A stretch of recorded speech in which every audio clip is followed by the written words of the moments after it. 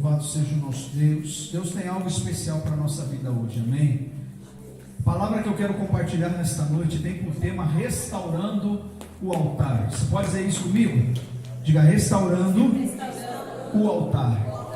Primeiro livro dos Reis, capítulo de número 18, versículo 19 ao 21.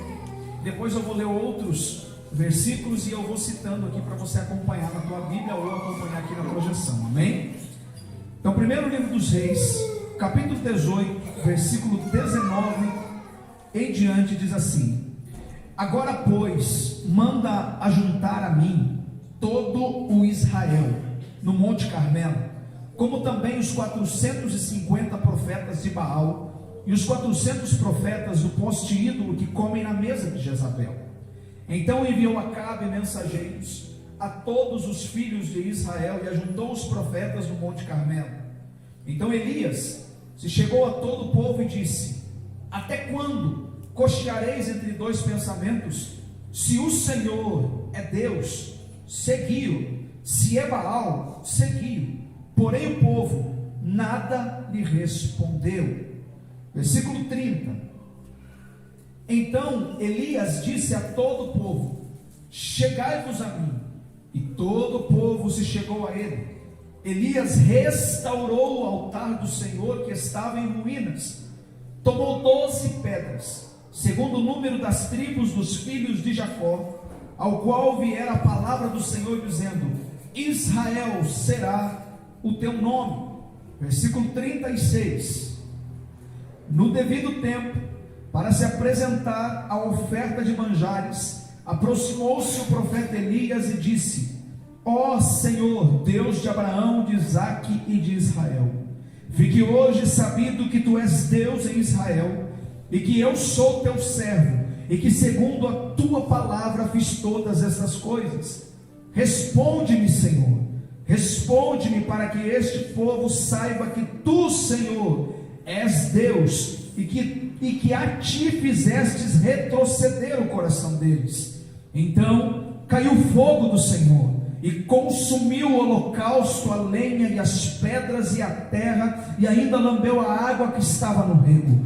Que vendo todo o povo, caiu de rosto em terra e disse: o Senhor é Deus, só o Senhor é Deus. Aleluia. Fecha os teus olhos. Pai, diante da tua palavra nós estamos. A tua palavra é lâmpada para os nossos pés e a luz para o nosso caminho.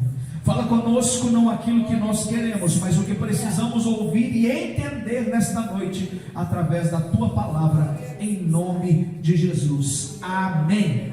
Glória a Deus. Pode sentar, dando graças ao nosso Deus. Irmão, eu falei que nesta noite seria algo especial da parte de Deus. Eu sei que por causa do feriado muitos não estão hoje, por causa do Dia das Mães, a gente compreende, mas esta mensagem de hoje não termina hoje. Nós vamos começar essa mensagem hoje e vamos falar durante 12 domingos mais ou menos, sobre restaurar o altar. O que significa restaurar o altar, irmão? Primeiro nós precisamos entender a importância do altar. O altar ele era usado como um lugar de encontro com Deus. O altar ele é usado como um lugar onde se entrega, se oferecem os sacrifícios. Pelos pecados do povo, os sacerdotes na época ofereciam no altar os sacrifícios. Ali eles sacrificavam o cordeiro para a remissão dos pecados da nação. Então o altar sempre foi marcado como um lugar onde você é abençoado, um lugar onde você recebe aquilo que Deus tem para a tua vida. O altar ele representa um lugar de encontro com o seu propósito, com aquilo que Deus tem para a tua vida. E o que nós percebemos aqui nesse texto, nesta passagem, existe um contraste aqui diante de toda a situação aqui que nós lemos. Primeiro, quando Elias chama a atenção, ele diz: até quando vocês estarão entre dois pensamentos? Irmãos, ou eu tenho a minha vida no altar de Deus, ou a minha vida está em outro altar. E infelizmente muitos altares têm sido levantados nesses dias. Isso não é algo apenas lá no tempo de Elias. Nós trazemos a palavra para a nossa realidade de hoje. Como eu já falei para vocês algumas vezes, toda vez que nós olhamos para o Velho Testamento, é como um rabisco daquilo que Deus estava por fazer, e nós compreendemos a mensagem, a plenitude da palavra no Novo Testamento, e é isso que eu vou fazer com vocês nesta noite. Nós vamos começando aqui nesse texto, nessa palavra de Elias, e nós vamos chegar lá no Novo Testamento, que você vai entender qual é a vontade de Deus, qual é o querer de Deus em relação a isso.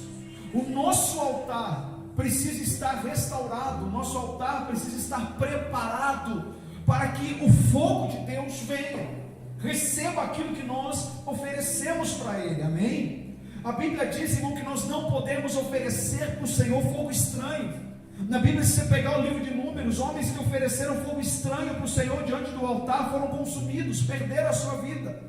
Mas infelizmente nós estamos vivendo dias em que outros altares são levantados, e nós precisamos observar na nossa vida se nós não estamos levantando altares que não são de adoração a Deus.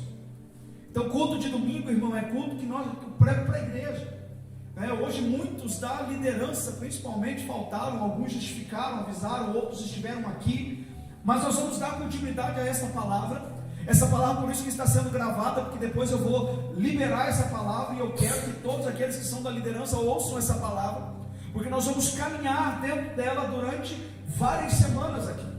Porque se o nosso altar não estiver restaurado, irmãos, a Bíblia diz que o fogo vai arder continuamente sobre o altar e ele não vai se apagar, mas quem coloca a lenha é o sacerdote. O sacerdote precisa colocar lenha. Deus, ele acende uma chama dentro de nós, mas se nós não colocamos lenha todos os dias, a chama vai se apagando, e à medida que a chama vai se apagando, o altar da adoração vai sendo esquecido, e muitas vezes outros são adorados naquele altar.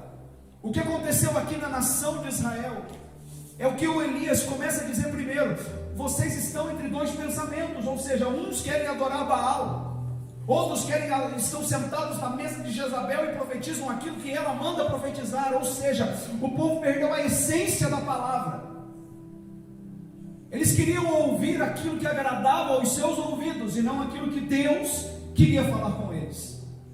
Eles queriam seguir aquilo que é fácil de se fazer. Irmão, a obra de Deus, nós precisamos entender que o reino de Deus não é conquistado de maneira fácil. Nós não vamos viver uma vida plena aqui nessa terra se nós acharmos que tudo é facinho. Jesus já pagou o preço na cruz, mas pagou o preço para nos garantir vida eterna, salvação. Mas quando ele fala de herança, de vivermos uma vida abundante nessa terra, ele fala que não podemos ser como crianças, precisamos ser adultos, amém?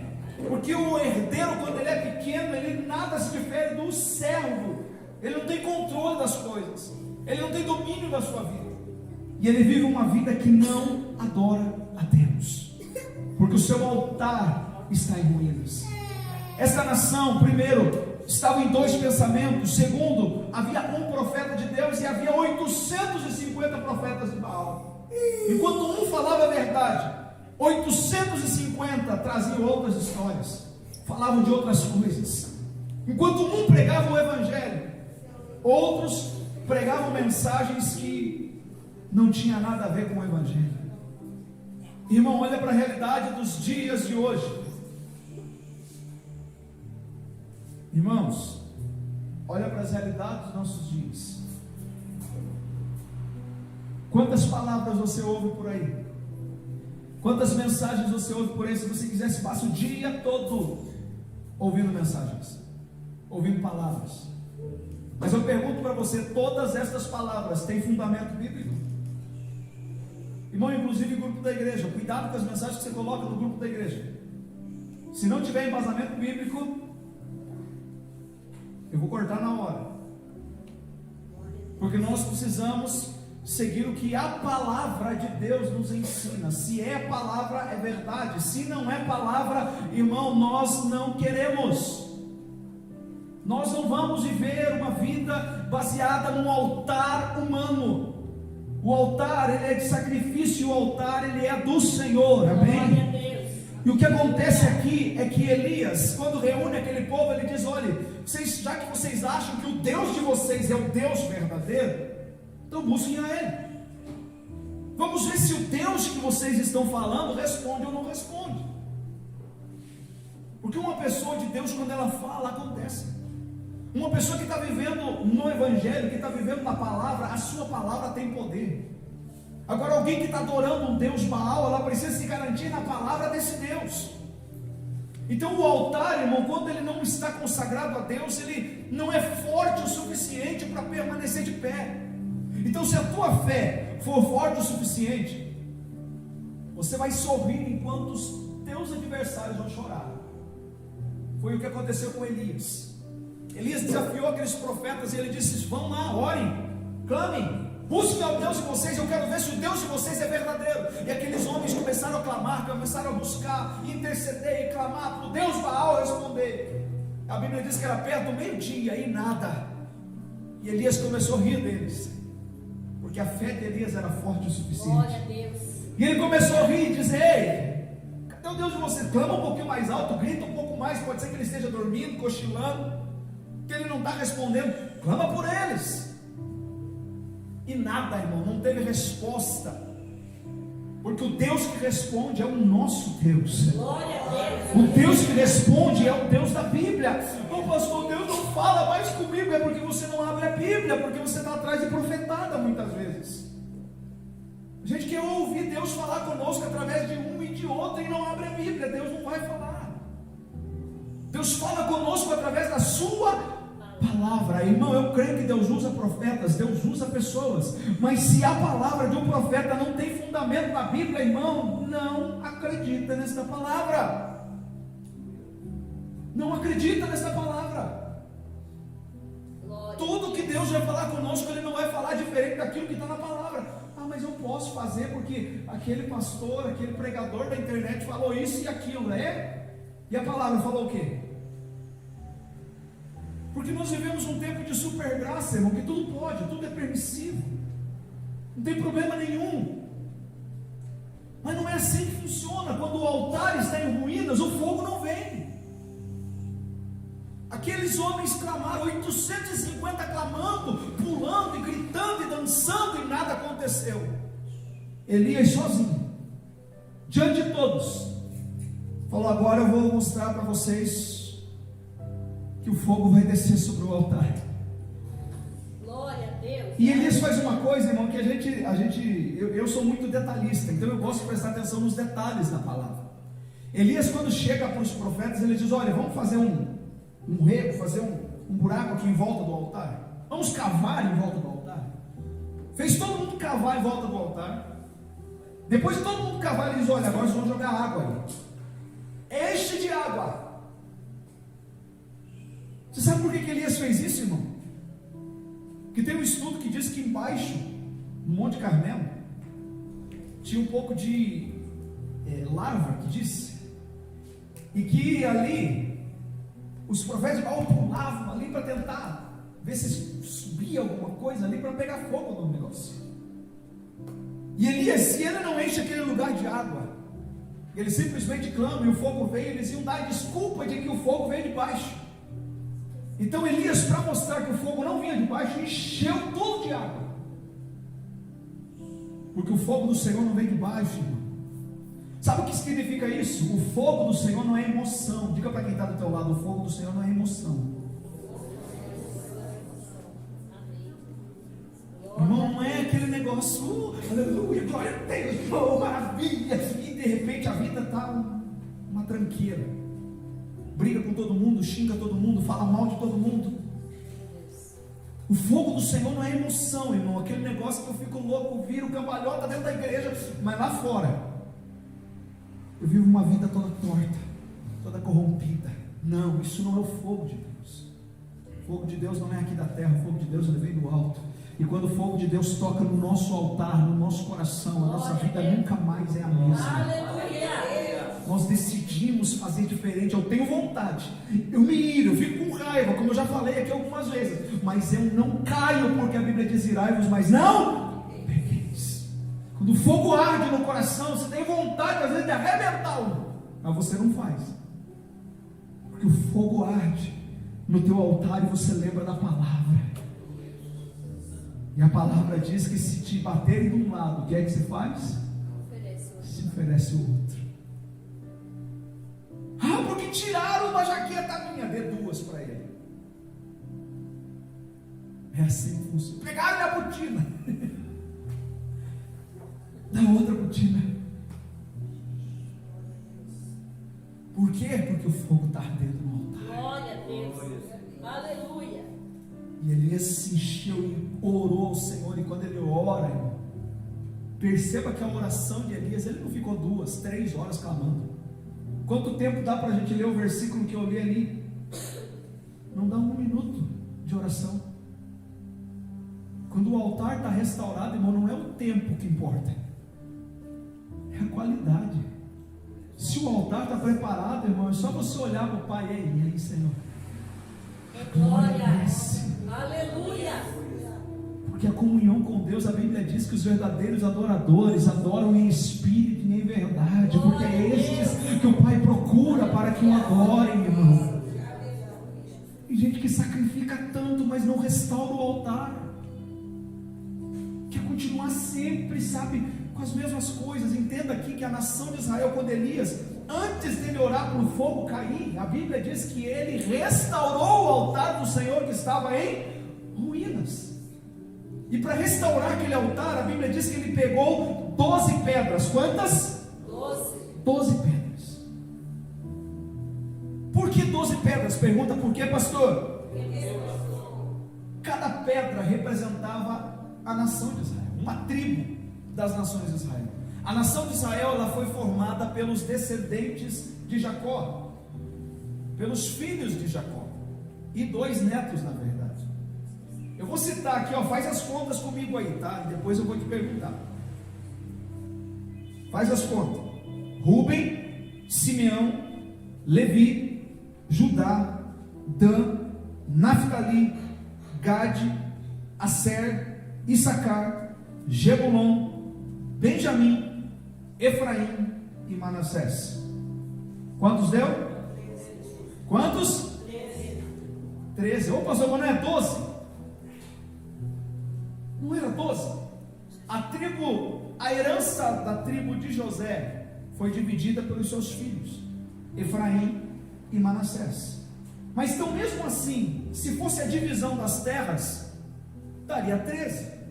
Mas a nação é constituída por 12. Diga comigo, 12. Então por que tem 13? Diga, por que, pastor? Porque tem uma tribo que não tem herança. Qual tribo que não tem herança? Quem sabe? Tribo de Levi. Diga comigo, tribo de Levi. Se você pegar um mapa da nação de Israel, você vai ver a nação dividida em 12 tribos. Mas uma tribo, a tribo de Levi, ela não tinha herança material, porque a herança da tribo de Levi era o sacerdócio. O que significa é que uma tribo era a tribo que não se apegava e não buscava os bens materiais, porque o papel dessa tribo era manter a nação unida espiritualmente.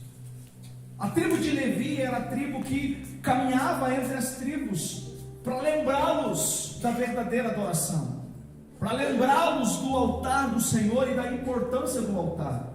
E quando Elias chama a atenção daquele povo, e quando Elias pega as pedras para restaurar o altar, ele está trazendo uma mensagem para a nação toda. E a mensagem que ele estava trazendo para a nação é a mensagem que ele traz para nós, que Deus traz para nós nesses dias. Diga comigo assim: a nação estava dividida. O que significa isso, irmão? Divisão não é de Deus, multiplicação é de Deus, mas toda divisão não vem de Deus. A Bíblia, a ordem natural das coisas é crescer, multiplicar e dominar, não é dividir. Tudo aquilo que está dividido, a Bíblia fala que um reino dividido ele não subsiste, um reino dividido ele não prevalece. Então isso nós precisamos entender hoje como igreja. Por isso que nós começamos a falar de restaurar o altar. Restaurar o altar. cada uma das tribos, entenda que cada uma das tribos tinha um significado. Por exemplo, Rúben quer dizer, eis aí um filho. Quando Lia se sentia rejeitada por Jacó, Deus a abençoou como o seu filho. Rúben, e ela chega e diz, eis aí um filho. Você pode, o homem rejeitou, mas Deus não rejeitou. Simeão quer dizer, ele ouviu, Deus me ouviu, Deus me atendeu. E a tribo de Levi quer dizer ligado ou unido. A tribo de Levi era responsável, o seu nome já trazia a sua responsabilidade, o seu chamado, unir as nações. Era o papel daquela nação. Quando Elias pega as 12 pedras para restaurar o altar, cada uma daquelas pedras representava uma tribo. E ele estava trazendo a palavra de orientação para o fogo do Senhor descer sobre o altar. É preciso haver o quê? Diga comigo, unidade. Vou repetir. Para o fogo do Senhor descer sobre o altar, é preciso haver unidade. Sem unidade não tem fogo no altar. Irmão, e agora eu vou te fazer uma pergunta. Seja sincero na tua resposta, não para mim, mas para você mesmo. Essa mensagem que eu estou pregando não é uma mensagem de igreja, é uma mensagem de reino, amém? Não é uma mensagem de igreja local, é uma mensagem de reino, amém? É a mensagem bíblica, é o evangelho que precisa ser pregado, amém? Existe unidade entre igrejas? Todas? Todas andam unidas? Todos cooperam uns com os outros? O irmão da igreja A ama o irmão da igreja B? Nós vivemos dias difíceis, irmãos, que o altar está em ruínas. Porque muitas vezes o que fazemos aqui é para ganhar daqueles que estão fazendo lá, e não é esse o propósito. Nós não estamos aqui para ganhar de ninguém.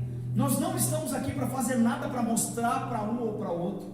Nós estamos aqui para manter acesa a chama no altar. Glória a Deus. Para orarmos o Senhor e o Senhor mandar fogo do céu, perdoar os nossos pecados e dar o propósito que nós temos para viver nessa terra.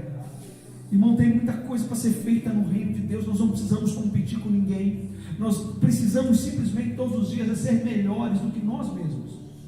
É você ser melhor a cada dia para o Senhor. É você procurar a cada dia dar o teu melhor para o Senhor. Dar um bom testemunho, um bom exemplo, fazer a tua obra e entender que quando o Senhor nos chama, se for falar de altar aqui, irmão, existem vários versículos. Se você está anotando, você pode anotar, por exemplo, Gênesis 8:12, Noé constrói um altar para o Senhor. Gênesis 12, do 7 ao 8, Abraão constrói um altar para o Senhor. Gênesis 33, do 18 ao 20, Jacó constrói um altar para o Senhor. Êxodo 17, 15, Moisés constrói um altar para o Senhor. E aí quando nós chegamos em Levítico, aonde o Senhor fala com a nação, Levítico capítulo 6, versículo 12 e 13, coloca lá por favor. Levíticos 6, 12 e 13 diz: o fogo, pois, sempre arderá sobre o altar, não se apagará, mas o sacerdote acenderá lenha nele cada manhã, e sobre ele porá em ordem o holocausto, e sobre ele queimará a gordura das ofertas pacíficas, e o fogo arderá continuamente sobre o altar e não vai se apagar. Existe um fogo que o Senhor quer fazer arder no altar dos nossos corações. Existe um fogo que o Senhor quer derramar na sua igreja neste tempo. Existe um fogo que o Senhor quer liberar para os seus filhos, mas ele não vai descer enquanto o altar não estiver restaurado. Irmão, nós podemos ser os menores, estar em poucos, mas se nós fizermos a nossa parte, nós podemos sair na frente de muita gente. Não estamos competindo com ninguém, mas queremos fazer aquilo que o Senhor quer que façamos. Restaurar o nosso altar. Restaurar o nosso altar é obedecer aquilo que Ele quer. A cada semana eu vou falar a respeito de uma pedra para restaurar. E a pedra de hoje, eu já cantei a bola aqui. Qual é a pedra de hoje? Quem está ligado aí? Qual é a pedra de hoje? Vou ajudar. Começa com e termina com unidade. Qual que é a pedra de hoje? Unidade. Amém? Essa é a pedra que nós precisamos restaurar. Amém? Só para você entender, irmão, a palavra de Deus. O altar estava em ruínas, a nação estava dividida, e a divisão sempre foi uma praga da nação e trouxe sérias consequências para a nação de Israel. Historicamente, a nação foi escravizada por estar dividida, por não permanecer unida. Veja o que a palavra de Deus diz no livro do profeta Ezequiel. Livro do profeta Ezequiel, capítulo de número 37, versículo 22 em diante, diz assim: farei deles, olha a palavra falando para a nação de Israel, e traga para nós essa palavra hoje, amém? Farei deles, ou farei de vocês, uma só nação na terra, nos montes de Israel, um só rei será rei de todos eles, nunca mais serão duas nações, nunca mais para o futuro se dividirão em dois reinos, nunca mais se contaminarão com os seus ídolos, nem com as abominações, nem com qualquer das suas transgressões. Livrá-los-ei de todas as suas apostasias em que pecaram, e os purificarei. Assim eles serão o meu povo e eu serei o seu Deus. O meu servo Davi reinará sobre eles. Todos eles terão um só pastor, andarão nos meus juízos, guardarão os meus estatutos e os observarão, habitarão na terra que dei a meu servo Jacó, na qual vossos pais habitarão nela, eles e seus filhos, e os filhos de seus filhos para sempre, e Davi meu servo será seu príncipe eternamente. Farei com eles aliança de paz, será uma aliança perpétua, estabelecê-los rei, e os multiplicarei, e porei o meu santuário no meio deles para sempre. O meu tabernáculo estará com eles, eu serei o seu Deus, e eles serão o meu povo. As nações saberão que eu sou o Senhor, que santifico a Israel, quando o meu santuário estiver para sempre no meio deles. Pastor, o que isso significa, pastor? O santuário de Deus no meio deles. Irmão, a Bíblia diz que nós somos pedras vivas. Diga, eu sou pedra viva.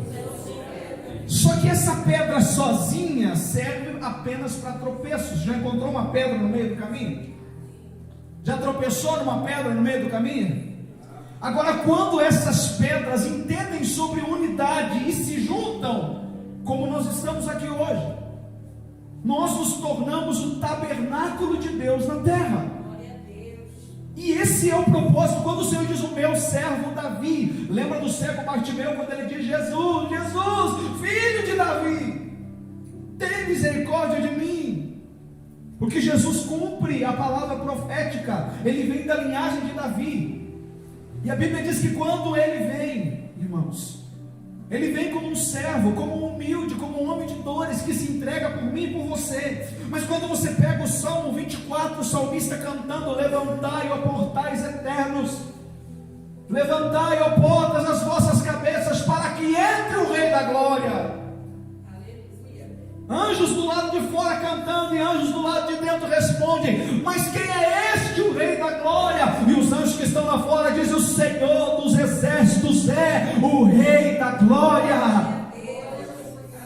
Lembra em Atos, quando os homens viram Jesus sendo levado pelos anjos aos céus? É os anjos cantando: o Rei da Glória está chegando. Glória a Deus. Ele veio como um servo, mas se tornou o Rei sobre todos nós, amém? O Rei de um reino eterno. Ou seja, nós estamos construindo algo para Deus nessa terra, e precisamos entender isso, que a nossa vida não é apenas, irmãos, vir para um culto, Deus me dá uma bênção, me faz isso por mim. Não, entender que a tua vida é tão preciosa, irmão, que Deus se importa tanto com você, que o que Ele quer de você é um altar de adoração, é uma entrega.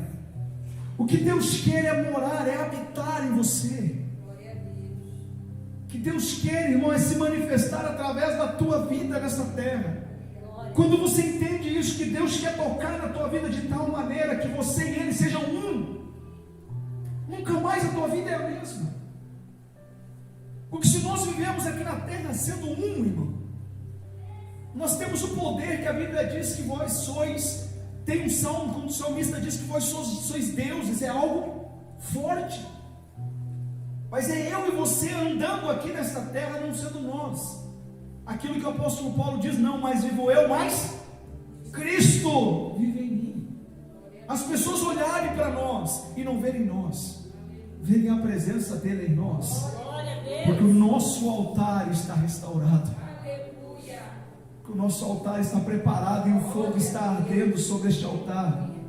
Veja o que o apóstolo aí, isso aqui é do Velho Testamento, agora veja no Novo Testamento, Romanos capítulo 14, Romanos capítulo 14, versículo de número do 1 ao 12, diz assim: acolhei ao que é débil na fé, não porém para discutir opiniões. Um crê que de tudo pode comer, mas o débil come legumes. Quem come não despreze o que não come, e o que não come não julgue o que come, porque Deus o acolheu. Quem és tu que julgas o servo alheio? Para o seu próprio Senhor está em pé ou cai, mas estará em pé, porque o Senhor é poderoso para o sustentar. Um faz diferença entre dia e dia, o outro julga iguais todos os dias. Cada um tem opinião bem definida em sua própria mente. Quem distingue entre dia e dia, para o Senhor o faz, e quem come, para o Senhor come, porque dá graças a Deus. E quem não come, para o Senhor não come, e dá graças a Deus. Porque nenhum de nós vive para si mesmo, nem morre para si. Porque se vivemos, para o Senhor vivemos, se morremos, para o Senhor morremos. Quer pois vivamos ou morramos, somos do Senhor. Foi precisamente para esse fim que Cristo morreu e ressurgiu, para ser Senhor tanto de mortos como de vivos. Tu, porém, por que julgas o teu irmão? E tu, por que desprezas o teu? Pois todos compareceremos perante o tribunal de Deus, como está escrito: por minha vida, diz o Senhor, diante de mim se dobrará todo joelho, e toda língua dará louvores a Deus. Assim, pois, cada um de nós dará contas de si mesmo a Deus. Glória a Deus. Sabe o que isso significa, irmão? Significa que o altar, ele é individual. Só eu posso cuidar do meu altar e só você pode cuidar do seu altar. Mas o propósito é coletivo. Diga isso para quem está do teu lado. Diga: o altar é individual, mas o propósito é coletivo. Nós somos pedras que precisamos queimar. O fogo do Senhor precisa arder no nosso altar, amém? Mas juntos nós construímos o tabernáculo de Deus nessa terra, um lugar de abrigo, um lugar de habitação. Glória a Deus. Irmãos, eu vou dizer algo aqui para vocês, entenda. Isso aqui é profético. Se nós ardermos, se o fogo queimar no nosso coração, se o nosso altar estiver preparado, pessoas virão. Deus vai acrescentar dia após dia as vidas que hão de se salvar aqui neste lugar, se nós estivermos queimando na presença dEle.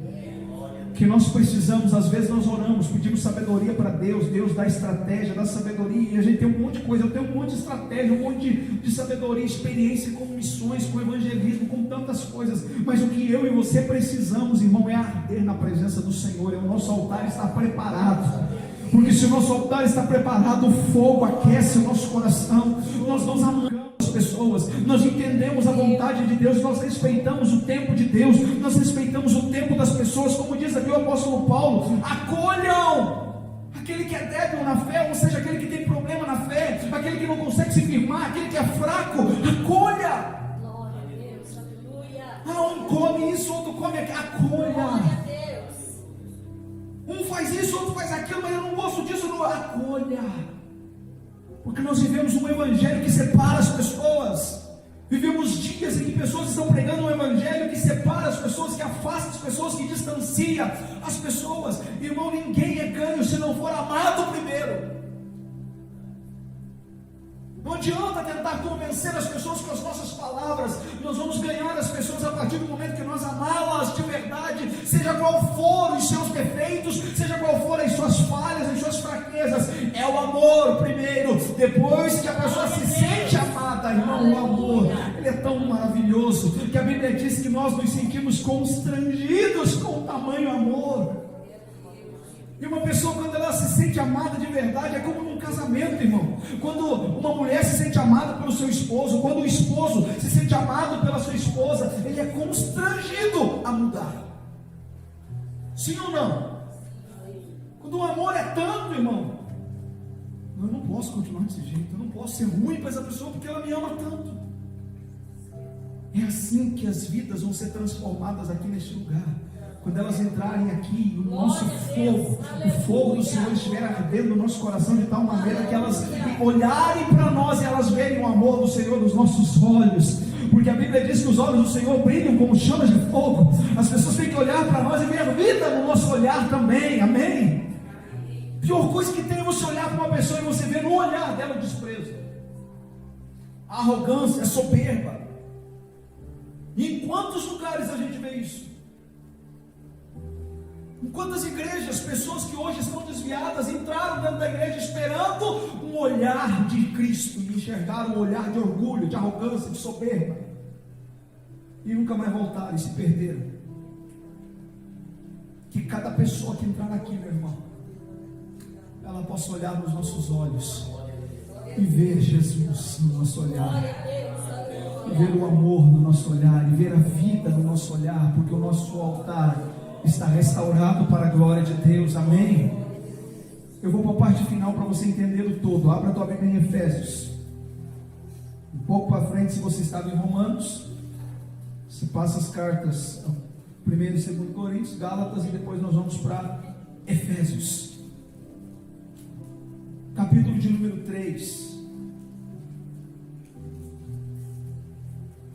do versículo 8 ao versículo 12, diz assim: a mim, o menor de todos os santos, me foi dada esta graça de pregar aos gentios o evangelho das insondáveis riquezas de Cristo,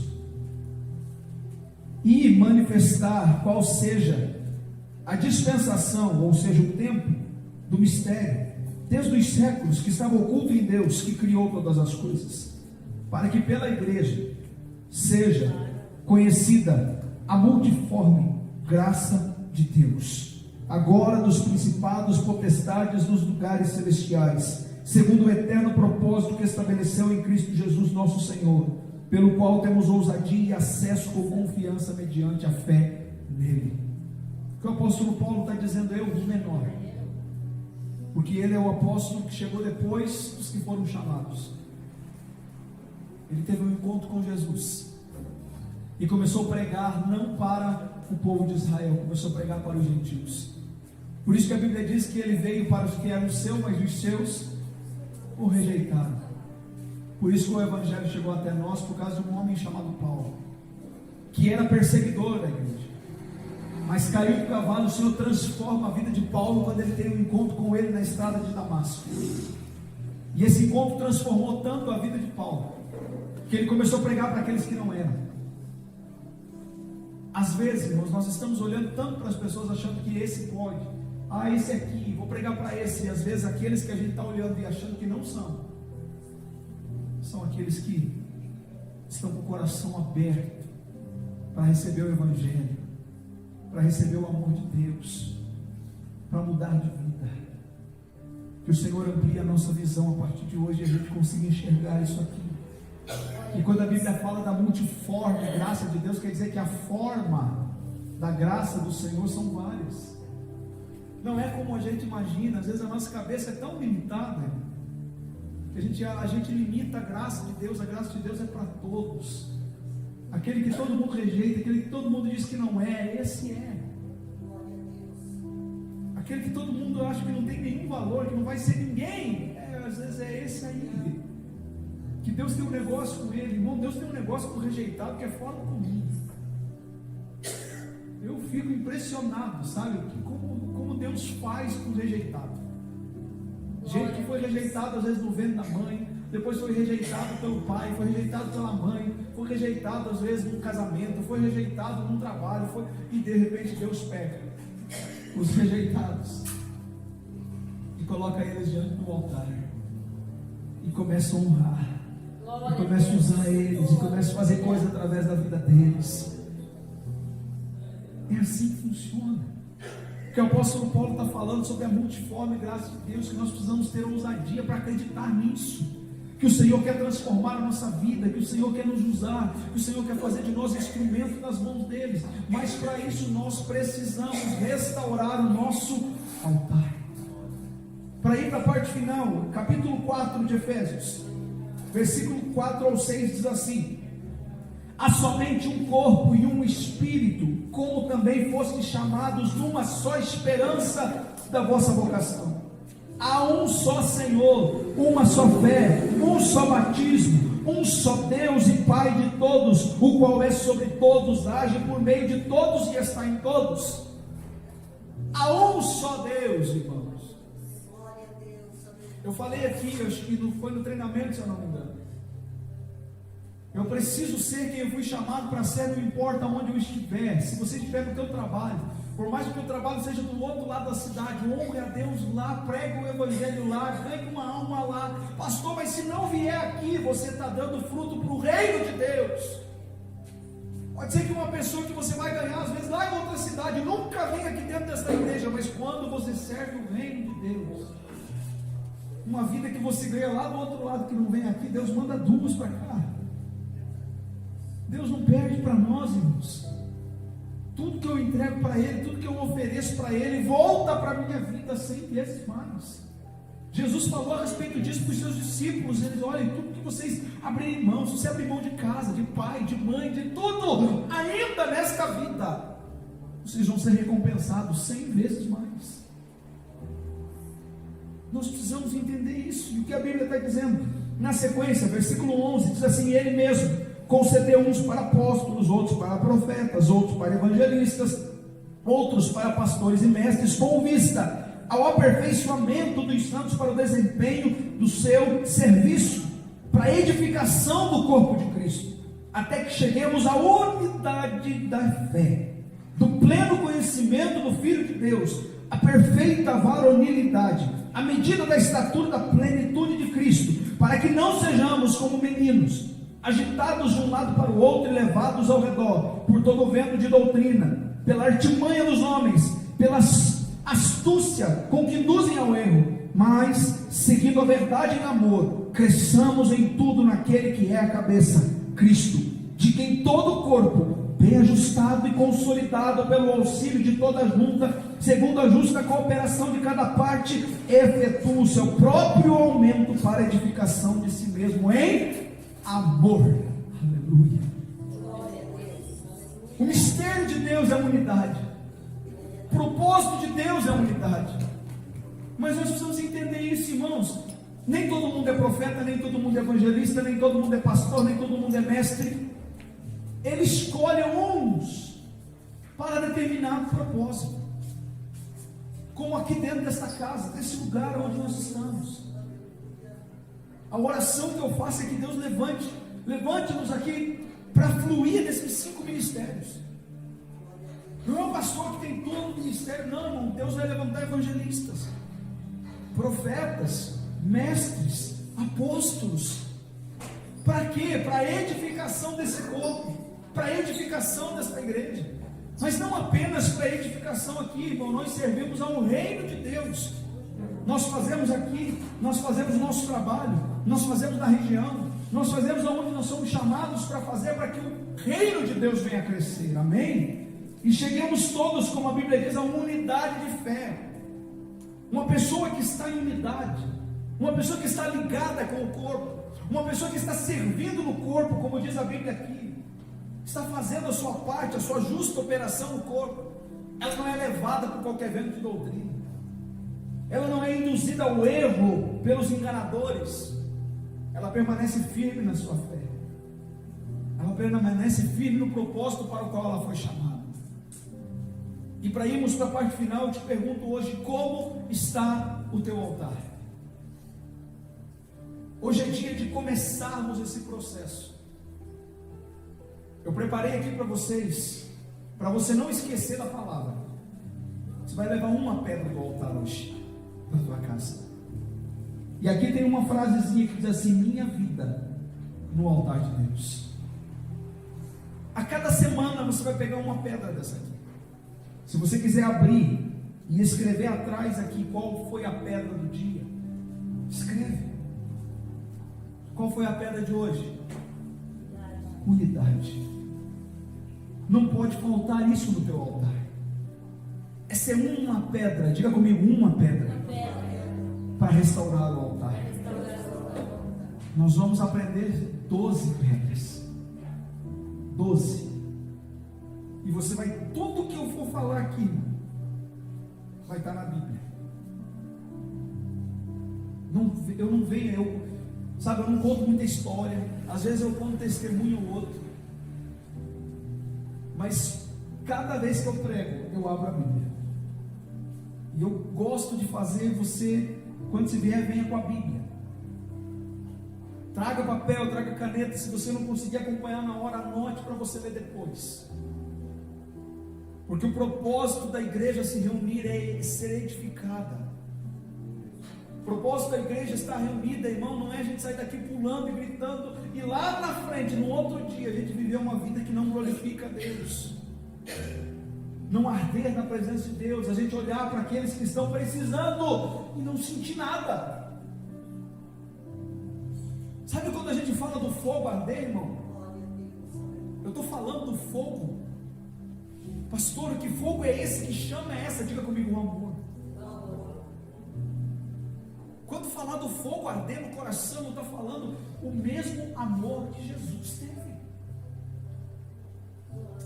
João entendeu isso.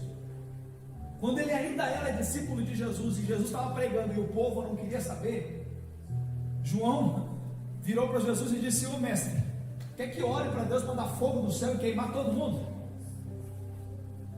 Eu disse: ô João, não é assim que funcionam as coisas. Aí você vai ler as cartas de João depois que ele passou pelo processo com Jesus. Aí você vai ler as cartas de João. Filhinhos, queridos, amem uns aos outros, porque Deus é amor. O fogo ardeu no coração de João e ele entendeu. Quem foi que teve a revelação do Apocalipse? Foi João. Porque o fogo ardeu dentro do coração dele, irmão. O fogo que tem que arder dentro de nós é aquele amor que a gente não consegue controlar. Sabe, aquele amor por Deus, pela obra de Deus, aquele amor. E a Bíblia diz: como é que você diz que ama a Deus que você não vê, se você não ama o teu irmão, aquele que você... Sabe quem escreveu isso? João. O homem que ardeu no amor, que primeiro queria atacar fogo em todo mundo e depois amava todo mundo. Nós já fomos como João, e muitas vezes o nosso altar está como estava o altar de João, em ruínas, querendo queimar todo mundo, querendo se vingar de todo mundo, querendo que todo mundo se lasque. Mas quando o fogo começa a arder dentro do nosso coração, a gente começa a ter umas atitudes na vida que as pessoas começam a olhar e dizer: mas que coisa, você está tão bonzinho, não era assim, meu Deus, você perdoa tanto, você suporta, mas fizeram mal para você, você continua, o que é isso? É que o fogo está ardendo no altar. Quando o fogo arde no altar, você não guarda mágoas, tem ressentimento, você ama, você ora, você abençoa, você suporta, você tolera. Porque o que o apóstolo Paulo escreveu aos Coríntios: o amor tudo suporta, o amor tudo crê, o amor tudo espera. Irmão, o amor tudo crê é que você tem esperança nas pessoas, você acredita nas pessoas. Quando o altar está em ruínas, você não acredita nas pessoas, você não dá oportunidade para as pessoas, você não investe nas pessoas, porque você não acredita na capacidade delas. Mas quando o altar é restaurado, quando o altar está ardendo de amor, você acredita em todo mundo.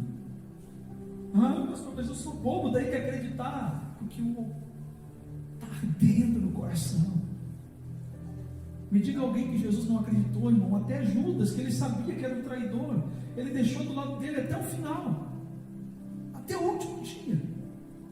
Judas estava lá, mas a gente já quer afastar as pessoas. Porque às vezes o altar está em ruínas.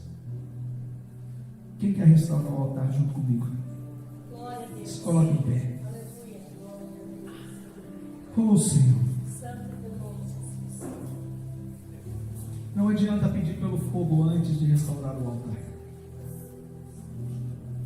Nós queremos o avivamento nesta casa, amém? Nós queremos essa igreja cheia, amém?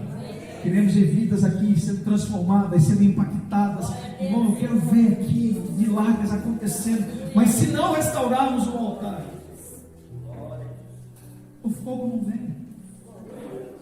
Um altar dividido, uma casa dividida, pessoas divididas, não vai. Feche os teus olhos. Oh Senhor,